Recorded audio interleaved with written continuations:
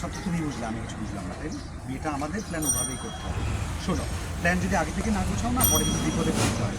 এই যে বিয়ে, গায়ে হলুদ, এই বিয়ের এত বড় আয়োজন, এখানে আত্মীয় স্বজন আসবে, পরিচিতরা আসবে, বন্ধু বান্ধব আসবে, বরপক্ষ কনে পক্ষ সব সামলাতে হলে না অনেক ঝামেলা ফেস করতে হয়। এর জন্য প্ল্যানগুলো অনেক আগে থেকে করতে হয়।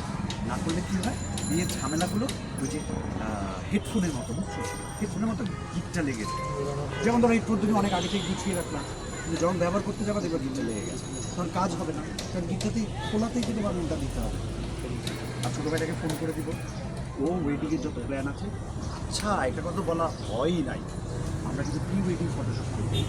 ফটোশ্যুটটা এমন হবে যাতে সারা পৃথিবীর যত কাপড় বিয়ে করতে যায় সবাই মন দিয়ে আমাদেরকে ফলো করে।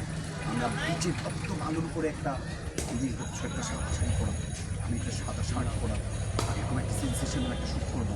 তারপর ধরো আকাশে ফাঁকা আকাশ, অনেক রোদ, তখন একটা শ্যুট করবো, আবার মেঘলা, তখন একটা শ্যুট করবো, আবার যখন ঝুমঝুম বৃষ্টি হবে তখন ওই সাদা শাড়ি আর সাদা শার্ট করে আমরা একটা সেন্সেশনাল একটা শ্যুট করবো, বুঝছো।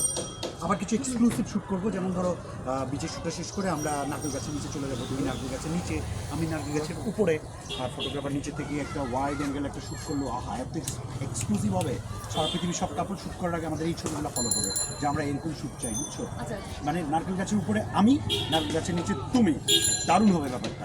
আচ্ছা আচ্ছা শুনছো, এই বন্ধ ফটোশুট, এই কী ধরনের কথাবার্তা বলছো তুমি? কী ধরনের ফটোশুট হবে? তুমি উপরে আমি নিচে, কি ডাইরেক্টের কাজ, হোয়াট এভার, এসব বাদ হতো।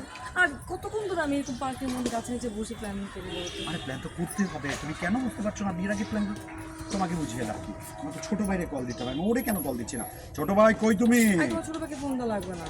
আচ্ছা আমরা তো এই ওয়েডিং প্ল্যানটা তো আমরা রেস্টুরেন্টে বসে করতে পারতাম, তাই না? ধরো এসির মধ্যে বসে একটু কোল্ড কফি খেতে খেতে কথাবার্তা না বলো।